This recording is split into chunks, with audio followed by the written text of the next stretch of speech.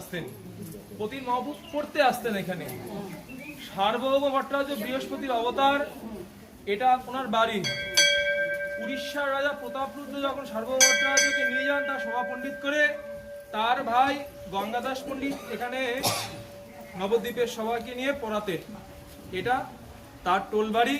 মহাপ্রভু এখানে পড়তে আসতেন। আর এই যে বৃক্ষ আছে, এই বৃক্ষটা মহাপ্রভু হস্তে রোপিত কলম বৃক্ষ। মহাপ্রভু নিজের কলমটা পুঁতে দিয়েছিলেন, সেই কলম থেকে বৃক্ষ হয়ে গেছে, সেই বৃক্ষটা কলম বৃক্ষ। প্রণাম করে সবাই আমরা আবার গাড়িতে উঠে যাবো। তাদের এখানে নবদ্বীপের সবাইকে নিয়ে পড়াতেন। এটা তার টোলবাড়ি। মহাপ্রভু এখানে পড়তে আসতেন।